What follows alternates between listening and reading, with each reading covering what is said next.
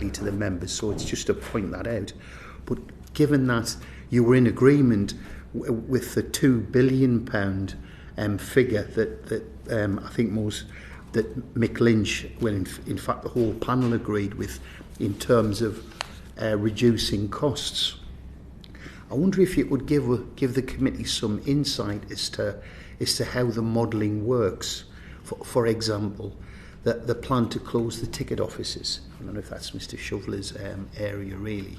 How much saving would that bring about? Some of the other elements, there's a lot of talk about, I've heard Mr Shoveler on the TV talking about the need to improve safety and to have workers not exposed to risk and so on. But some of the new technologies, driver-only operation, will surely require significant investment in signalling and so on. So how does the cost modelling reflect in this £2 billion worth of savings? Again, without getting into the mega detail of it all, so the workforce reform areas has got various packages, and we talk about the rationalisation of ticket offices.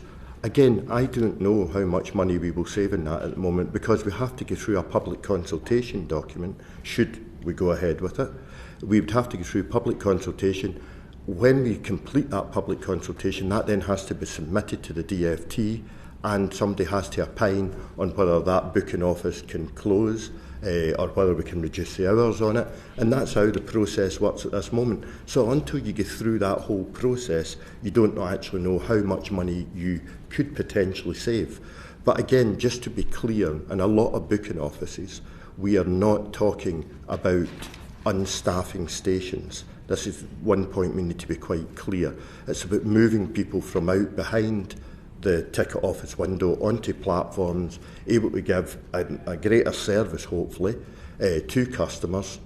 But, where you want to make sure that people are there to deal with more vulnerable individuals, those individuals who we take out from behind the glass can sell the same types of tickets via the ticket vending machines, or they can help customers get a ticket if it's a unique thing, which is about 1% of tickets. If it's something unique, they can help the customer out.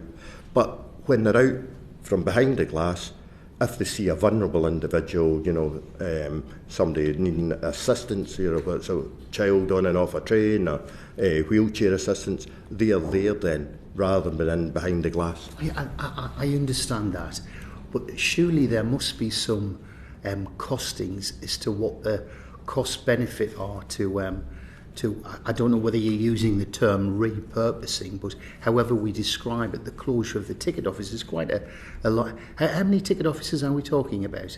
So there's roughly about 998, I think the figure is that we mention in documentation. I understand that the trade unions have submitted a complaint to the Central Arbitration Committee on the grounds that you're refusing to disclose information that relates to the modelling of costs, not just in relation to ticket offices, but in relation to the anticipated cost reductions of driver-only operation as well. How are you responding to that? We're dealing with it at this current time. It's obviously something that's alive, so we are dealing with it at this moment in time. We've heard from the trade unions previously, and indeed we've got the Rail Minister coming next week, but we had the Secretary of State giving evidence to the committee, and he's been quite definite, and he said, he told the committee on the 21st of December, I'm encouraging the trade unions and employers to get round the table, hammer out that deal on workforce reform, which delivers some of the financial savings that can help make a better pay offer. Now, we've heard that really your hands are tied through the mandate and the